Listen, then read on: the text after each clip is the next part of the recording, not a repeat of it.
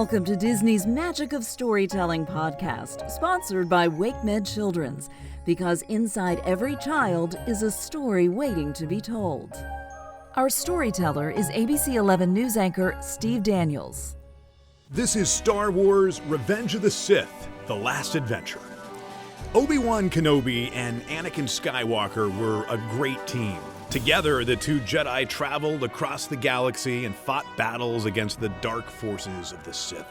Their newest mission was to rescue Chancellor Palpatine, an important leader who had been kidnapped by Count Dooku and his cyborg henchman, General Grievous. Republic pilots fired on the evil General's battleship, giving Obi-Wan and Anakin the chance to sneak on board. The two friends fought their way to the heart of the General's ship and found the Chancellor in a large room all by himself, or so the Jedi thought. Count Dooku, Palpatine said, looking behind Obi-Wan and Anakin. The friends turned around to see their nemesis, the Sith Lord Count Dooku, waiting for them. "Get help! You're no match for them," the Chancellor ordered the two Jedi. Obi-Wan smiled. "Chancellor Palpatine, Sith Lords are our specialty," he said. "You won't get away this time, Dooku," Obi-Wan said. But the Count didn't say anything. He just drew his lightsaber. The two Jedi lunged to attack the Sith Lord.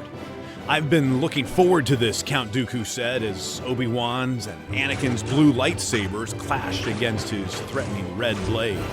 "My powers have doubled since the last time we met, Count," Anakin said, clenching his fist.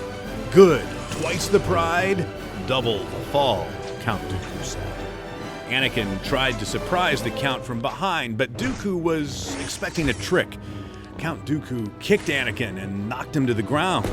Anakin watched in shock as Dooku used the Force to choke Obi-Wan and throw the Jedi Master to the ground as well. Obi-Wan didn't move. Anakin cried out in anger. He ran at the Count and fought as he had never fought before.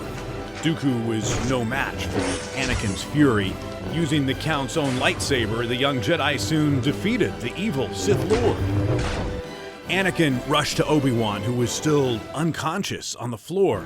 "Leave him," the freed Chancellor said, "or we'll never make it."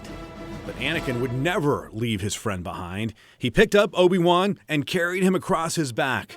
As the ship rocked from an explosion, Anakin led the Chancellor to the elevators. It was time to finish the mission and escape General Grievous' ship before it was destroyed. Before too long, Obi-Wan was awake and the two Jedi were almost at the hangar bay, where their faithful droid, R2-D2, was waiting to take them home.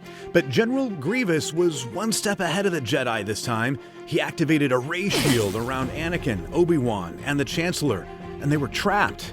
"Wait a minute, how did this happen? We're smarter than this," Obi-Wan said, thinking back to all the adventures he and Anakin had been on together. Well, maybe they had been trapped a few times. "Apparently not," Anakin replied. The two friends, Chancellor Palpatine and the droid R2-D2, were led before the evil General Grievous on his command deck. "That wasn't much of a rescue," the cyborg general said. He took the Jedi's weapons from them. "Your lightsabers will make a fine addition to my collection." But Obi-Wan only smiled. "Not this time. And this time, you won't escape," he said. "R2!" Anakin cried. The droid beeped and sparks flew as the droid created just the distraction the Jedi needed to free themselves and get their lightsabers back. "Crush them!" General Grievous cried as his army of droids tried to stop the Jedi. But Anakin and Obi-Wan were a perfect team. Working together, the two Jedi soon took down all their enemies on the command deck, all except for General Grievous. "You lose!" General Grievous yelled. He threw a staff into the front window of the command deck. The window shattered, and Anakin and Obi-Wan rushed to grab onto something before they were sucked into space. They could only watch as General Grievous leapt out the window. The general used his cyborg abilities to walk around the outside of the ship and into an escape pod. By the time the force fields came on, he was long gone. Suddenly, there was a great explosion. The Chancellor almost fell over as Obi-Wan and Anakin looked at each other. They had taken too long. The ship was going to fall apart. Anakin looked at the control panel. All the escape pods had been launched. They were stuck. "Can you fly a cruiser like this?" Obi-Wan asked Anakin. "Strap yourselves in," Anakin said as he took control of the ship. He didn't know if he could fly such a big ship, but he knew he had to try. Anakin knew he was going to have to land the ship on the planet's surface, but as it got closer and closer to the planet's atmosphere, it began to break apart. R2-D2 beeped an alarm as the entire ship split in two. "We lost something," Anakin told Obi-Wan. "Not to worry, we are still flying half a ship," Obi-Wan replied. Obi-Wan was right to trust his friend. The ship soon reached the planet's atmosphere, and Anakin maneuvered the broken vessel to hit the landing strip just right. With a crash, the ship hit the ground and slid to a stop. They were safe.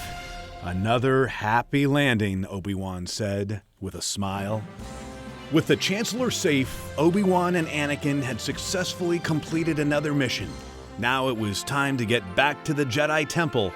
Obi-Wan was sure there was already another mission waiting for them, but he also knew that together, he and Anakin would be ready for anything.